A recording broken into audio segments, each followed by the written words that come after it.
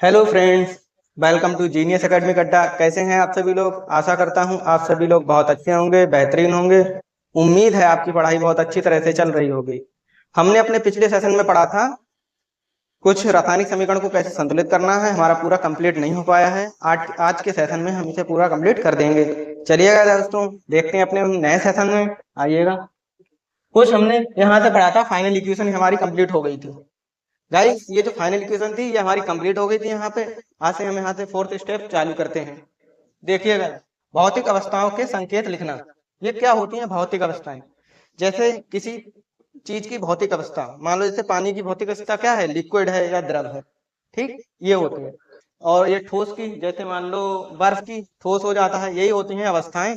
चलिएगा देखते हैं दोस्तों हम इसको। रासायनिक समीकरण को अधिक सूचनापूर्ण बनाने के लिए अभिकारक तथा उत्पाद के रासायनिक सूत्र के साथ साथ उनकी भौतिक अवस्थाओं को भी दर्शाया जाता है। अभिकारक तथा उत्पाद की भौतिक अवस्थाएं गैस, द्रव, जलीय तथा ठोस अवस्थाओं को क्रमशः गैस यानी कि जी से, द्रव यानी कि लिक्विड से, और जलीय यानी कि एक्वस तथा ठोस को एस से प्रदर्शित किया जाता है।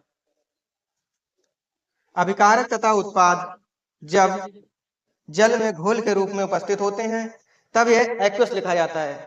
देखिएगा गाइस, जब अभिकारक या उत्पाद जल के साथ घुले होते हैं तब इनको हम एक्वस लिखते हैं। देख लो गाइस इसकी। दोस्तों देखते हैं इसका क्या होता है। भौतिक अवस्थाएं कहाँ लिखी जाती हैं, भौतिक अवस्थाएं कहाँ पे दर्शाया जाता है। देखिए गाइस, ये जो हमारा Fe था, ये हमारा Fe इस समय ठोस में है क्योंकि इसके साथ क्या लगा हुआ भौतिक अवस्था एस लगी हुई है। ऐसे ही हमारे पास ये वाटर क्या है, गैस, यानी कि वाटर का उपयोग गैस के लिए किया गया है। यानी Fe3SO4 Fe3O4 जो हमारे लिए ठोस है, प्लस H4H2 हमारे लिए क्या है, गैस है। ये होती है भौतिक अवस्थाओं को यहाँ पे दर्शाया जाता है। जैसे Fe3 ठोस है इसलिए इसे एस से प्रदर्शित किया गया है, और 4H2O यानी वाटर जो यहाँ पे है वो गैस की फॉर्म में प्रदर्शित किया गया है। Fe3O4 सॉलिड फॉर्म में प्रदर्शित किया गया है, प्लस H2 गैस की फॉर्म में प्रदर्शित किया गया है। चलिए गाइस देख लेते हैं। आपको थोड़ा यहाँ पे कॉम्प्लिकेटेड होता होगा ये H2 गैस के रूप में कैसे प्रदर्शित किया। देखिए गाइस, जब किसी को भाप के रूप में यूज किया जाता है तो उसे हम गैस लिखते हैं। ध्यान दीजिए, समीकरण में H2 के साथ साथ गैस चिन्ह का उपयोग किया गया है। यह दर्शाता है कि इस अभिक्रिया में जल का उपयोग भाप के रूप में किया गया है। जो जल है यहाँ पे वाष्पन के रूप में किया गया है दोस्तों। देखिएगा आगे, प्रायः हर रासायनिक समीकरण भौतिक अवस्थाओं को शामिल नहीं किया जाता है जब तक यह आवश्यक ना हो। किसी की भौतिक अवस्था नहीं लिखी जाती है, जिसकी आवश्यक होगी उसी की भौतिक अवस्थाएं लिखते हैं।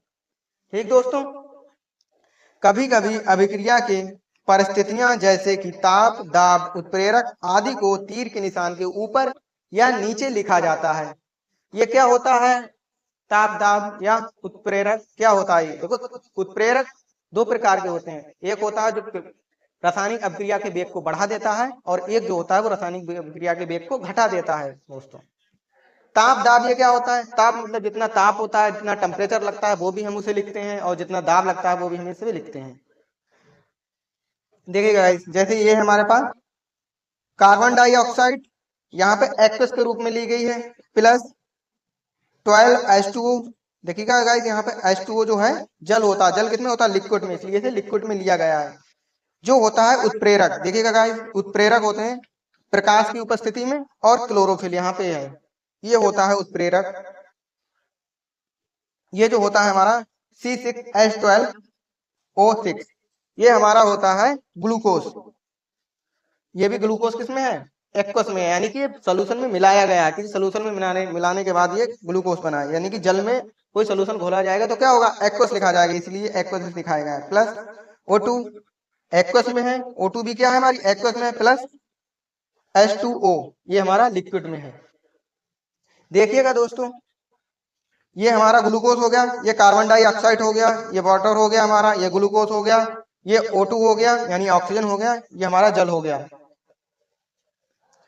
देखिए गाइस दोस्तों, एक बार देख लीजिए इसको, दोबारा फिर देख लेते हैं एक बार। भौतिक अवस्थाएं क्या होता है? भौतिक अवस्थाएं किसी रासायनिक अभिक्रिया में किसी सूत्र के साथ साथ उनकी भौतिक अवस्थाओं को लिखा जाता है। जैसे जल की भौतिक अवस्था लिक्विड होती है, लेकिन कहीं कहीं पर गैस का उपयोग किया जाता है। ऐसे ही जो हमारा होता है ऑक्सीजन, ठीक, एक्वस के रूप में। ऑक्सीजन गैस भी है, एक्वस भी। जब पानी के साथ मिलाया जाता है तो वो चीज एक्वस हो जाती है। देखिएगा गाइस, आज हमने रासायनिक समीकरण को कैसे संतुलित किया जाता है, आज हमने ये पढ़ लिया है। बहुत अच्छी तरह से आपको समझ में आया होगा, हमने भी बहुत अच्छी तरह से इसे एक्सप्लेन किया है। दोस्तों आशा करता हूं आप सभी लोग हमारी वीडियो को ज्यादा से ज्यादा शेयर करें, लाइक करें, कमेंट करें और नई वीडियो से जरूर जुड़ें।